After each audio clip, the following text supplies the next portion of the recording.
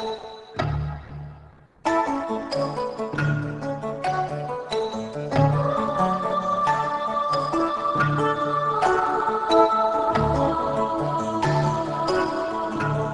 Great Wall of China.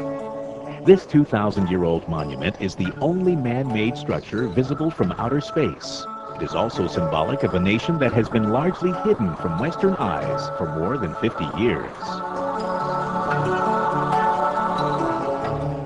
But 21st century China has opened its doors to foreign visitors. Today, it is a striking blend of East and West. This ancient Asian civilization has evolved into a modern cosmopolitan society. The new China may still be rooted in tradition, but its people are embracing the future.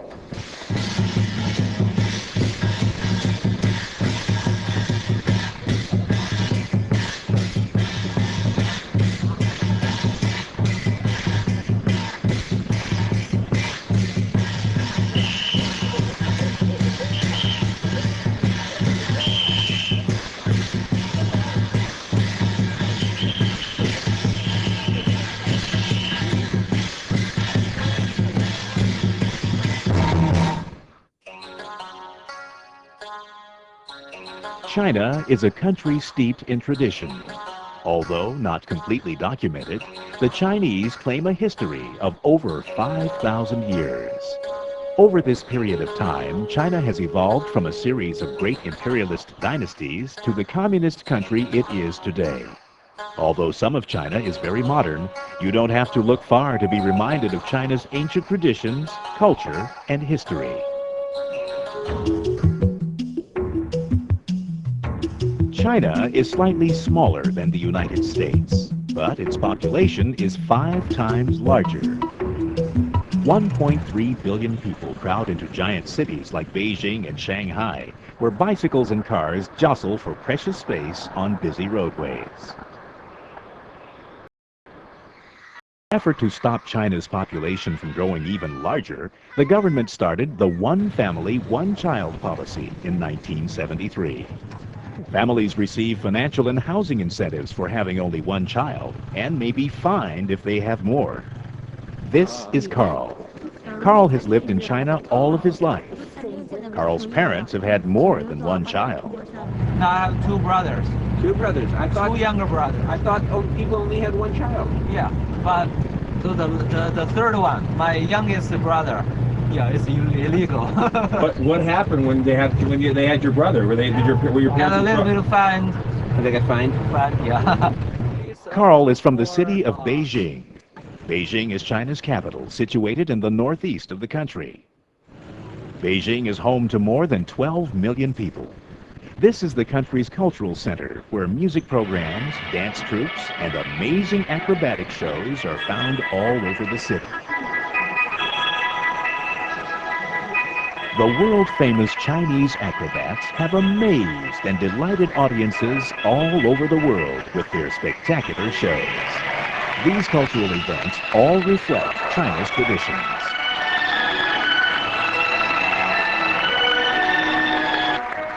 Beijing is also home to many of China's most important historical landmarks, such as the Summer Palace, Tiananmen Square, and the Forbidden City.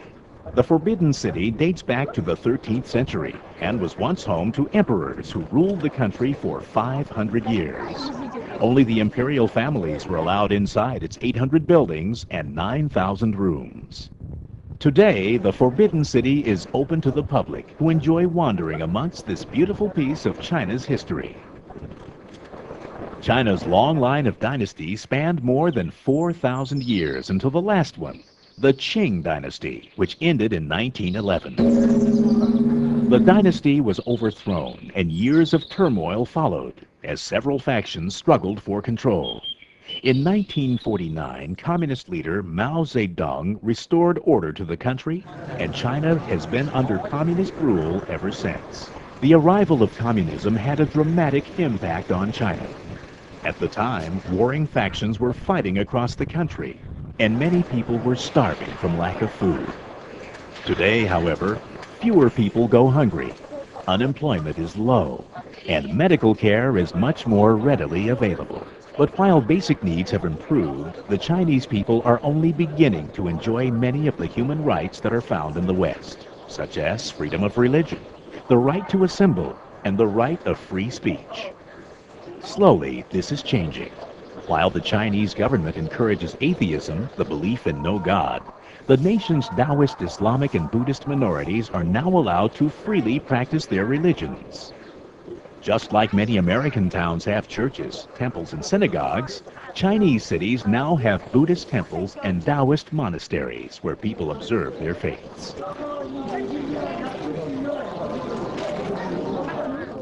Evidence of China becoming more like the West can be seen throughout the major cities. Now there are fast food chains, restaurants, and even trendy coffee shops like this one located inside the walls of the Forbidden City. Life in China's countryside is a world away from the busy streets of Beijing. This is Yichang, a farming town like thousands of others throughout China. The rural area around the town is made up of small family-run farms. Crops include tea, soybeans, corn, and the national favorite, rice. The rice is grown in well-groomed paddies. At harvest time, the paddies are filled with workers who cut the plants and separate the grain from the stems.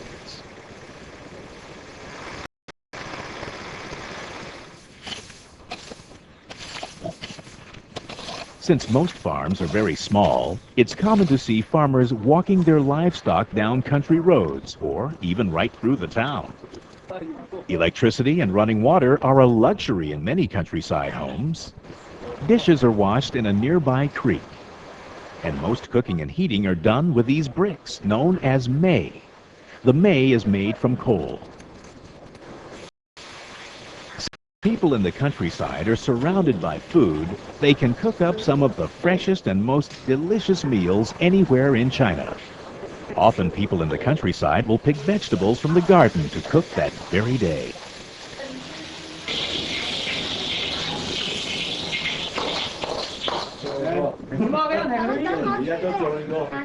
These farmers are making tofu. The tofu is made by grinding soybeans. The ground soybeans then turn into a liquid. The liquid will thicken and be formed into these tofu squares.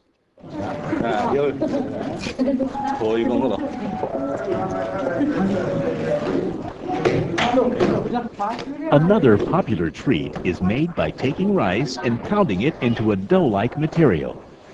This is then mixed with flour and formed into balls. The rice balls are enjoyed by everyone in the village. While the farmers tend to their crops and kitchens, their children are usually in school. All children are required to attend 9 years of school. As a result, the country has an amazingly high literacy rate of 81.5%.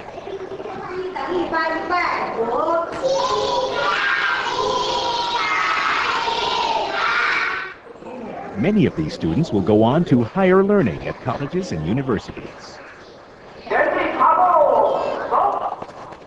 The students' minds aren't the only things getting the workout. Every morning, the entire school participates in an organized exercise class led by one of the students.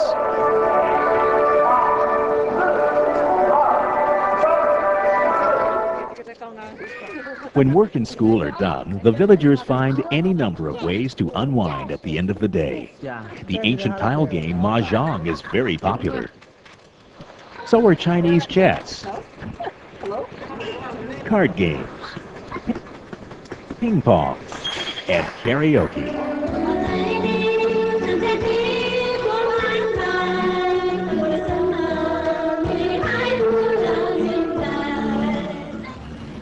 China's large labor force has made manufacturing and industry one of the most important parts of the country's economy. Many large companies try to develop a team atmosphere among their employees by exercising together every morning, just as the children do in schools. Important industries for the country include iron, fertilizers, medicine, transportation, and textiles. This silk factory produces hundreds of thousands of yards of silk cloth each year. Silk has been one of China's biggest exports for centuries. These silkworms spin cocoons, which are then harvested and rolled onto giant spools. The silk threads are woven together into fabric, which is then dyed with beautiful, colorful patterns like these. For many centuries, the Chinese closely guarded the source and methods of producing silk. But by the first millennium BC, the Chinese had begun trading silk cloth abroad. Within a few centuries, caravans regularly carried silk to India, Turkestan, and Persia.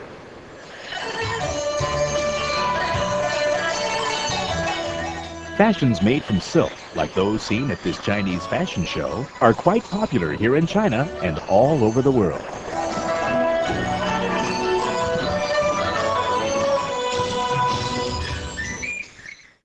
Handicraft products are important Chinese exports.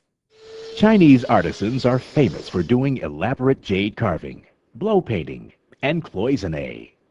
Cloisonne is a process of decorating copper or brass with brightly colored enameled paints in elaborate patterns. The vase is painted by these artisans and then fired in the kiln. The result is these intricate and beautiful works of art. This man is doing an ancient form of Chinese art known as blow painting. He blows ink on the paper to create a beautiful and elaborate piece of art. Chinese writing is an art form. Their written language is made up of more than 3,000 intricately drawn characters. Oddly enough, these characters are used to write two entirely different spoken languages, Mandarin and Cantonese. Most Chinese people speak Mandarin, but many still speak Cantonese. Cantonese is the Chinese spoken in the Kuantong and the southern Guangxi provinces, including the important cities of Canton.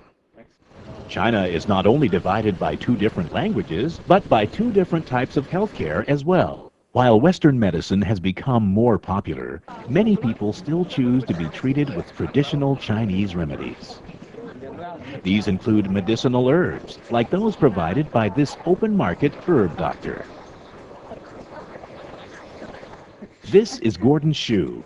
He is giving a type of healing massage known as Tui Na. Tea is a medicinal remedy valued by almost all Chinese people. It is the nation's most popular drink. Green tea is the most favored. It is valued for its healing properties as well as its taste. Tea is grown on large plantations outside of the big cities. This is the Dragon's Well Tea Plantation. It has been family owned and operated for generations. This man is drying the raw tea leaves to prepare them. My name is Yan Jinping, you know. Yan is my father's name. Jin is my mother's name. Ping is my name. In our family, my father dry the tea, my mother take the tea, and me drink tea. Maybe you will ask me, why you only got a little water in a glass? Do you know why? No. You know, in China, we have special custom, half tea or full wine. It means you are warmly welcome. You're full, sorry, you are not welcome. Please go out. Yeah, so today you are welcome. While the Chinese economy is driven by industry and agricultural crops like rice and tea, tourism is rapidly becoming an important economic force. Chinese people love to travel to their nation's important historical and cultural landmarks. They often travel in large groups and are easily identified by their colorful matching hats.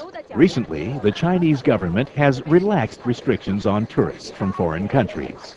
Many adventurous people are now making the journey to China, anxious to get a first-hand look at this mysterious, distant land. This is Karen. Karen is a photographer from California. 1, 2, 3, 4. For years, she dreamed of exploring the Li River so she could take pictures of the region's spectacular limestone mountains.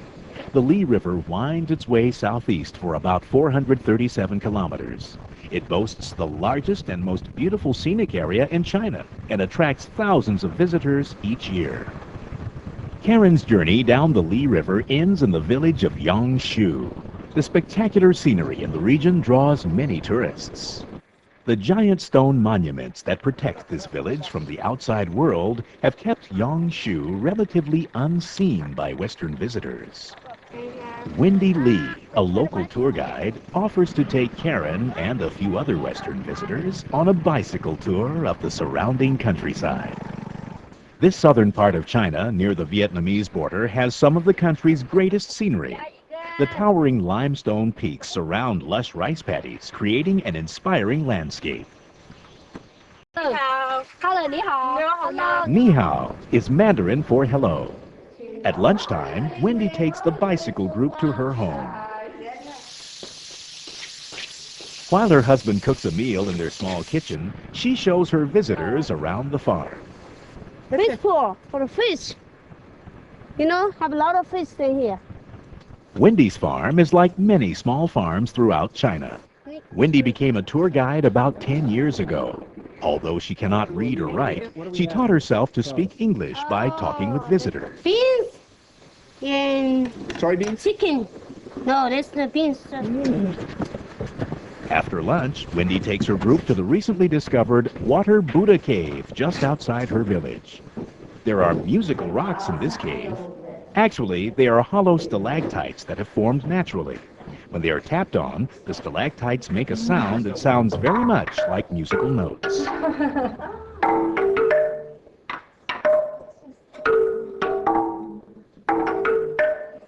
That's pretty. This is Hong Kong. Hong Kong is located in the south of China. Hong Kong is composed of 4 main areas: Hong Kong Island, Kowloon, the New Territories, and some 235 outlying islands. In 1841, China signed over Hong Kong to Great Britain. For over 150 years, Hong Kong was a British Crown colony. But on June 30th, 1997, the sovereignty of Hong Kong was passed back to China to be a special administrative region of the People's Republic of China. But Hong Kong is still very much its own place. As part of the deal, Hong Kong will continue its capitalist economy for at least another 50 years. With Hong Kong, China has taken the stance of one country, 2 systems.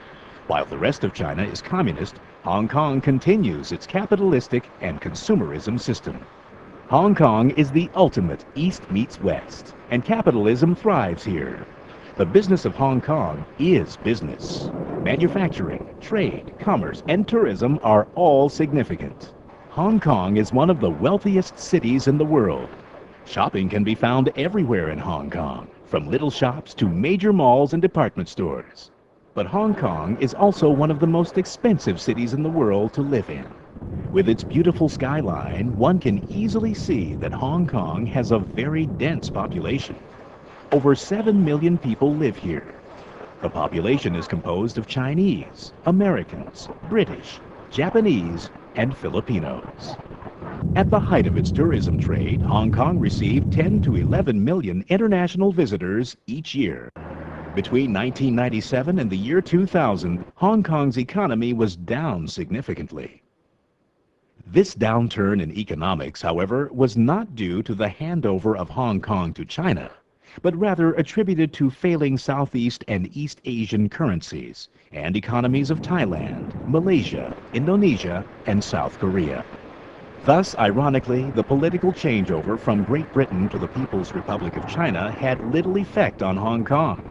Instead, it was these failing economies of these neighboring countries that had the greatest impact on Hong Kong's economy.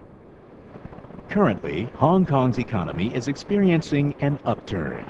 Tourism has come back, and Hong Kong is now showing signs of a new Asian economy based on telecommunications and the internet. Hong Kong ranks as one of the world's leaders in banking, trade, and manufacturing.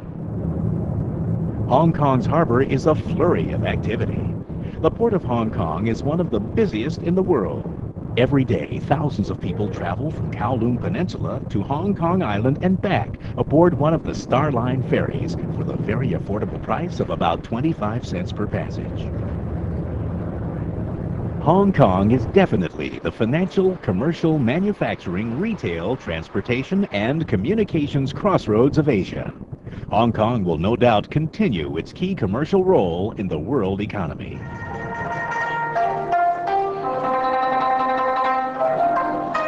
Near Shanghai, a woman plays an instrument known as a zhang.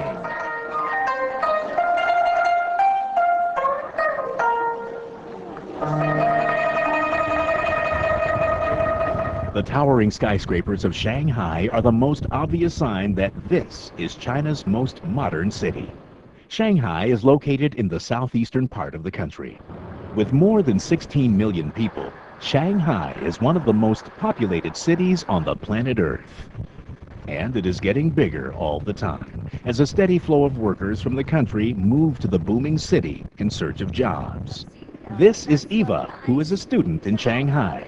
Actually, a lot of farmers from the other provinces of China come to Shanghai these years to look for a job and to make money. Shanghai's waterfront area, called the Bund, presents a striking contrast of the Shanghai of yesterday and today. The perfectly restored buildings of the 1930s-style financial district sit on one side of the harbor. On the other side of the harbor, a collection of recently constructed towers look like something out of a science fiction film. The Western influence on China can also be seen here. Inside the Peace Hotel, located in the Bund district, the Old Man Jazz Band plays classic American big band and swing tunes that were popular during the 1940s and 50s. But outside, the city is changing. Once filled with smugglers, gamblers, and pirates, Shanghai is now leading China toward an exciting and unpredictable future.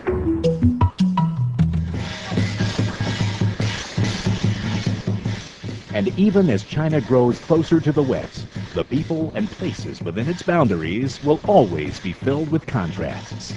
From the Great Wall of China to the Li River, and from the bustling cities of the East Coast to the rural countryside of the West and South, China today is a vast and fascinating country of tradition, mystery, modernism, and change.